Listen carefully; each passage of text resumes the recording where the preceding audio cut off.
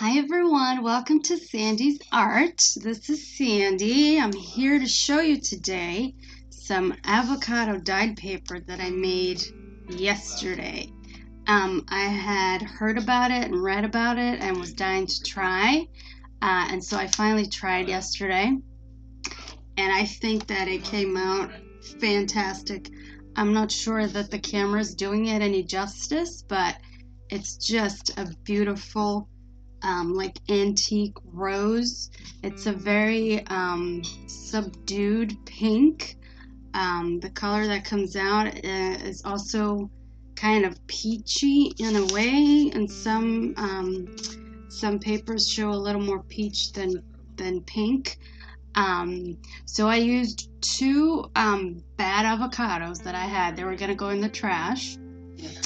And then all I did was gutted it, and I saved the skins and the pits. I just used two.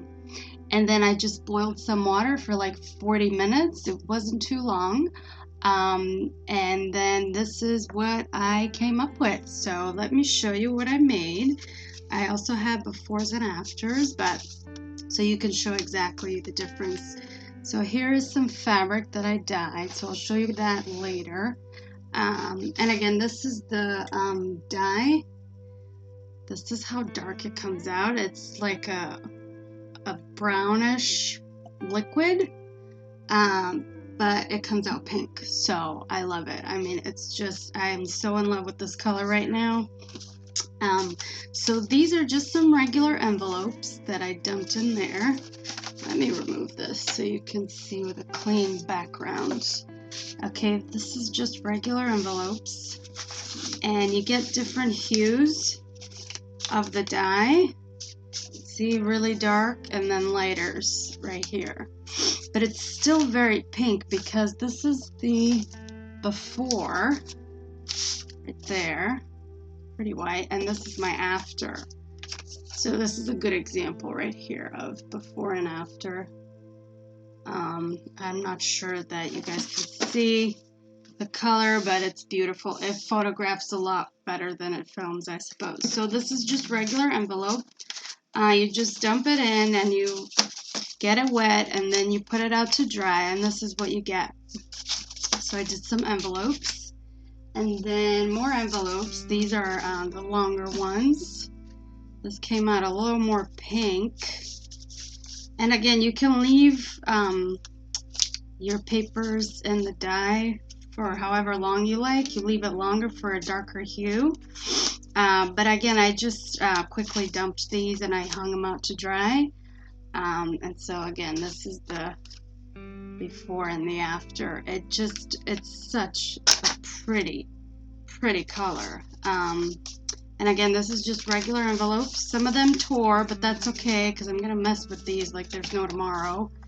Can't wait to get my hands in them. So the longer ones came out better than the shorter ones for some reason. Love that. Okay, so those are my envelopes. And then I did some doilies right here.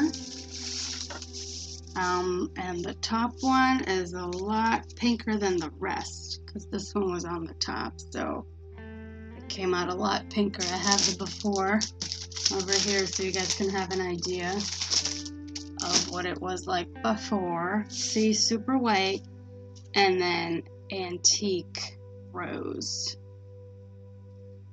Not sure if you guys can see the difference, but it's so beautiful. It's just a very subtle pink. I just did a whole bunch of doilies. These came out a little too white, but that's okay. But these edges came out darker, which is nice. I can't wait to craft and all of this stuff. So those are my doilies. And then this is just regular copy paper, guys. I love how crinkly they feel later. They look so old and beat up and crinkly. I love it. So here are just some regular copy papers. I don't know if this is too white for you guys. I'm not sure if you can see how pink it is. But they came out beautiful. I'm so happy with the results. So some copy paper again, and then just some regular notebook paper right here. And these are very crinkly and super like pinkish. I love it. It's just like a nice blush color. This is just this is like multimedia paper. So this is much thicker than the others, and you get different hues when you lay things on top. You get all these different markings, but it makes the page look really nice, and it just adds a lot more character to a white page, you know, especially if you're doing vintage look in your journals. This is perfect. And then this is regular white 12 by 12 scrapbook paper. These tore in the side, but I love it. See how pink this is? Came out super pink. More pink. And this is definitely the prettiest one, I think. See? I don't know if it's too bright in here. Maybe I should just subdue the light a little bit. And this is regular scrapbook paper. Didn't come out too great because this wasn't white. If you want your pages really pink, you should select white colors. I did these just to try, but they came out kind of the same. They're just crinklier now, which I love. So yeah, we'll definitely use these because they're crinkly. This is regular scrapbook paper. It tore, but it's nice and crinkly now. It's not too pink. The back is, the front is not. But yeah, I'll use that also. And then these are just regular. This was white and black paper, and now it's like pinkish. That's the back. You get so, like, these colors come out so pretty. I like this right here, how that came out. It's kind of like a darker pink, like that, you see?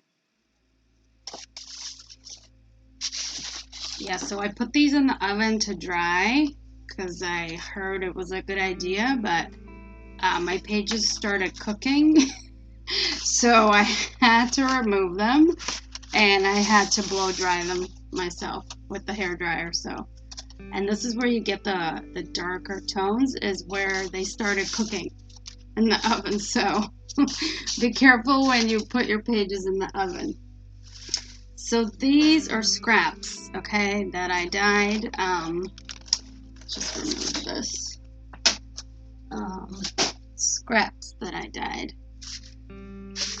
Some of the scrap was already pink, like this was already pink. It's just a darker pink now. I'll show you the before on that one. Let me see. It was just an old pillowcase I had. See, this is my before, and then my after, which came out really nice. It just adds a lot of that old, worn look to it, you know? See the difference there? I love it. So that's that scrap. This was completely beige, or like a cream, and it came out very pink also. And this is my before on that fabric. This is the before right here, and this is my after. Very, very nice. Love it. This was just a thicker fabric. It's cotton, and it was, I believe, also a cream. I don't have a before of this. This came out the darkest one of all because I think it was the thickest fabric. And the thickest fabric definitely soaked up a lot more of the juice than the other fabrics.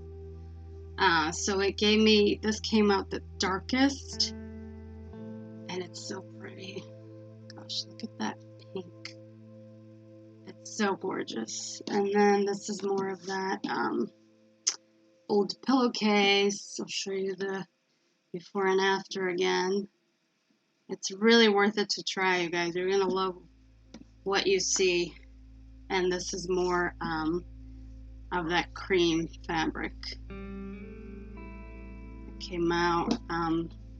I also put the fabrics in the oven, and I just turned it off, and I just let it sit there until it cooled down. So this is my before and my after. So yeah, guys, that's my avocado dyeing experience of papers and fabrics for you guys. I hope this gave you a little bit of insight on the whole thing. Definitely, I would recommend trying it for yourself just to see if you like the hues that you get, because I'm sure you're going to love it. If you're into shabby chic, you're going to love avocado dyeing your stuff because it comes out beautiful. It comes out so original, and it looks just gorgeous and amazing, and it looks like super shabby chic. So yeah, this is my 2 cents for you guys on avocado dyeing. I hope you try it. Thank you guys so much for watching. I hope you have a great rest of your day, and I will see you next time. Bye.